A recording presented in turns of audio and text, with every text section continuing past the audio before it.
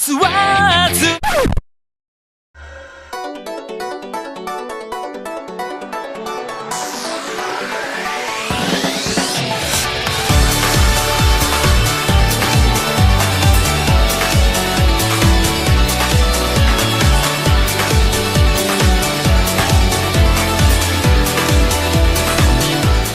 Hey everyone, it's Megamon here, and welcome back to Anime Talk. Today, we are talking about Double Survivor 2 the animation.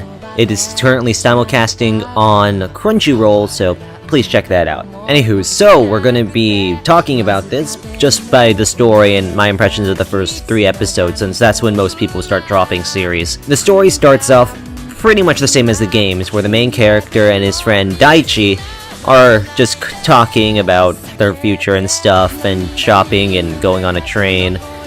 And then they meet Io Nita. Yeah, everything's exactly the same as the game. The train almost kills them, they summon demons, and they protect them. Of course, these demons are a bit different than I imagine them being, considering the fact that none of them were available at that time, but whatever. It's also illustrated in the first episode how different the demons are going to be in this series. You see, in the game, you start off with really low-level demons, like Poltergeist and Jaiki Organ or something like that, I forgot. But you start off with those, but this guy immediately starts off with a demon that is very hard to get, and I didn't even get until endgame because I was lazy about fusing, you know. It's interesting, you know, why did they do that? I have no idea. And actually, Daichi, so far in the story, has only had weak demons, so he's actually the most accurate to the games in terms of levels. And so the first episode, he summons this tiger, which actually looks very similar to the main character, so I'm assuming that's why that's the main demon. And his specialty is using lightning, or Zio, or however you want to pronounce it. And, you know, that scene when he summons it is so cool. His, like, arm turns into this blue light, and it's just like, whoa! And that's pretty much it. That's the entire thing, and it's fantastic. And that was the first episode. Then they get caught by Makato's Psycho, which was different, because they didn't actually get caught by her, because, well, she didn't get introduced until much later. They didn't get caught, they just sort of were brought in to fix an ankle. That was confusing to me, that was really confusing to me. The second episode, I don't remember as well, but what basically followed was the main character's realization that he needs to help Chips, which is the Bureau, or Syndicate, or whatever it's called, the Protection Agency, I don't know what to call it. That he needs to help them, even though he's been captured and he thinks this is wrong, but you know, he wants to help people, so that's a very cool thing. They have the characters act like exactly how I thought they would act.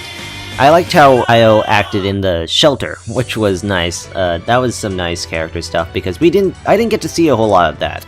Her worrying about her family. She worried about her family, but eventually she got over it. But in this one, she just immediately started breaking down, you know, worrying, and you know, that was nice. That was a very good character. And Daichi, well, he's comic relief. He's comic relief, that's all he is. The main character isn't as funny as I thought it would be, though. That's the only character that is kind of a little off-kilter. He's not as funny, he's more serious and determined than anything, which I find a little unfortunate, and I liked it better when he's cracking jokes all the time. I bet he'll be doing that later, but he seems more strong and serious, which I don't mind for a main protagonist, it's shonen. It's a lot more shonen that way. In the third episode is the Fumi arc, which Fumi is the head scientist in the games, and you don't reach her until much later on. And by this point, I thought that would meet Joe, but no, they're already in Osaka with Hinako and Keta, which, honestly, I think are the most unimportant characters ever.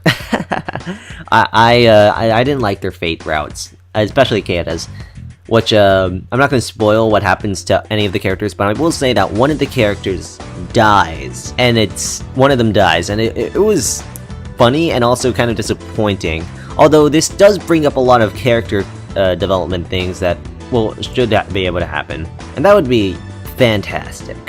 So now that I've pretty much summarized my feelings about the 3 episodes, I might as well be talking about the opening and ending themes. The opening theme is Take Me Away, Take Me By, I forgot what it was called, but it's a fantastic opening, and you guys listened to it earlier. The ending is B, and I can't wait until that one gets a full song, because it is wonderful. It's my favorite ending theme ever, and the ending also has this weird style where pretty much it zooms out and it's just a bunch of pictures, but this leads to a lot of fan work too, because like how people have all these different fan stuff where they just post different pictures exactly where the characters are.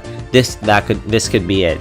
Now we could see a ton of those too, and that'd be wonderful. The animation is top notch, and the voice acting is pretty good too. There's only a couple of times where I thought the animation was a little eh, but for the most part it was fantastic, especially in the action scenes. One thing that did disappoint me though in the action scenes themselves though is that the characters never actually use their powers or abilities from using skill crack in the game, where pretty much they can use powers like Augie and Zio by themselves because they have their own MP and HP, because you know your character needs to defend himself. They can't rely on demons all the time. Unfortunately, in this show, it apparently they just have to rely on the demons to do their fighting for them, which is very unfortunate because I would have really liked to see how that would have worked in the anime. Granted, this might work later on. This might be something that they do later on, or maybe in the final episode where where the main character does this huge Ziodyne or something like that. But that was a little disappointing. Anyways, guys, I think I'm gonna wrap this up because it's the end. It is the end of this little talk, and I hope you guys watch the series because so far it is fantastic, especially if you're a fan of shonen. So, anyways, guys, see you guys later.